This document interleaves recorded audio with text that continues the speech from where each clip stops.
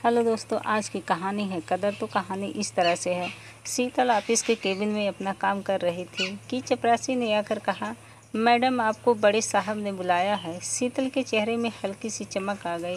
उसे मालूम था उसे उसके प्रमोशन के लिए ही बुलाया है। शीतल शालीनता के साथ बॉस के केबिन में गई। बॉस ने शीतल से कहा, इस बार तुम्हारा प्रमोशन रोक दिया गया क्योंकि तुमने लगातार इतनी छुट्टियां ले ली थी और तुम्हारा काम भी पूरा नहीं हो पाया। तुम अपना पूरा ध्यान काम पर लगाओ। शीतल ने मायूसी से कहा, सर फैमिली प्रॉब्लम आ गया था। पर बॉस ने उनकी एक ना सुनी और शीतल को जाने को कह दिया। शीतल के चेहरे की चमक एकदम से गायब हो गई। उदास मन से वो अपने काम में लग गई। ऑफिस का समय खत्म होते ही शीतल अपनी गाड़ी निकालकर घर की ओर चल पड़ी।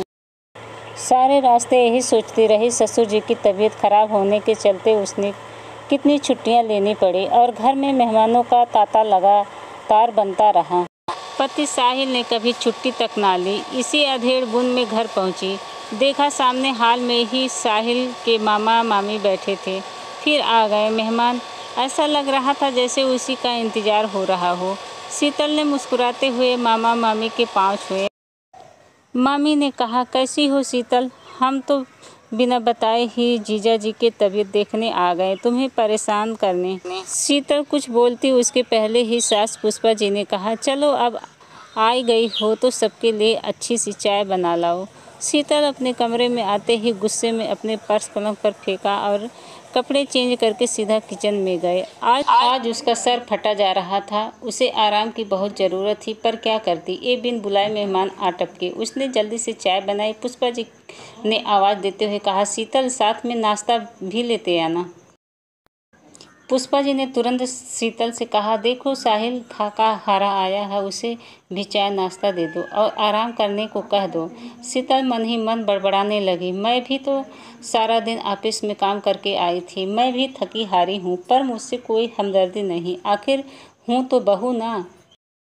और चाय नाश्ता लेकर साहिल के कमरे में आ गई। साहिल ने पूछा, क्यों शीतल, तुम कुछ उखड़ी उखड़ी सी लग रही हो, क्या बात है? मैंने तुम्हें देखा मामा मामी से भी ठीक से बात नहीं कर रही थी। शीतल कुछ कहती उसके पहले ही साहिल ने पूछा, और हाँ, तुम्हारे प्रमोशन का क्या हुआ? अरे साहिल, तुम्हें अब क्या बताऊं, मेरा प्रमोशन रोक दिया गया। पापा जी की तबीयत की वजह से काफ़ी छुट्टी ले ली थी। बॉस का कहना था कि मेरा काम पूरा नहीं हुआ है। साहिल ने कहा, अब अपना मूड मत खराब करो, घर में मेहमान आए हुए हैं, क्या कहेंगे, आगे फिर कभी प्रमोशन मिल जाएगा। शीतल ने गुस्से में कहा, तुम तो यही कहोगे, यदि तुम्हारे साथ होता तो सारा घर सर पर उठा लेते।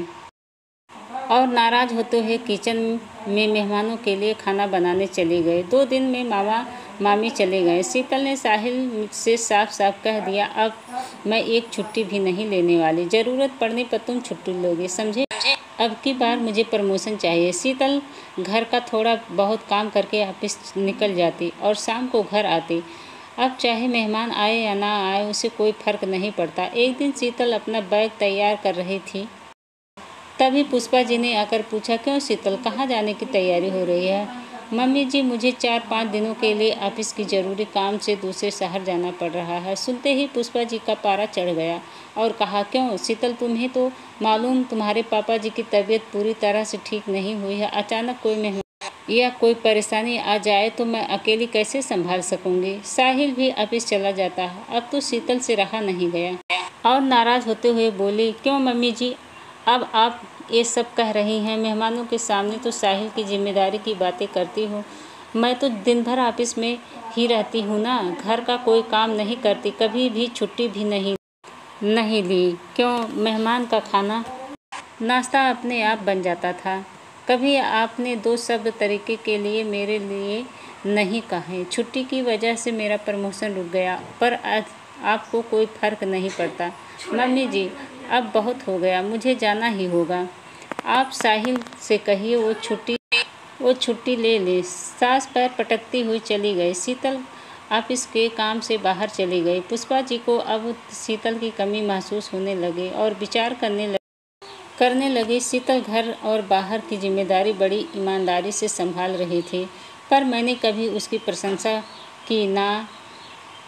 कदर की। आज पुष्पा जी को सारा घर संभालना पड़ रहा है, पति की भी सेवा करनी पड़ रही है।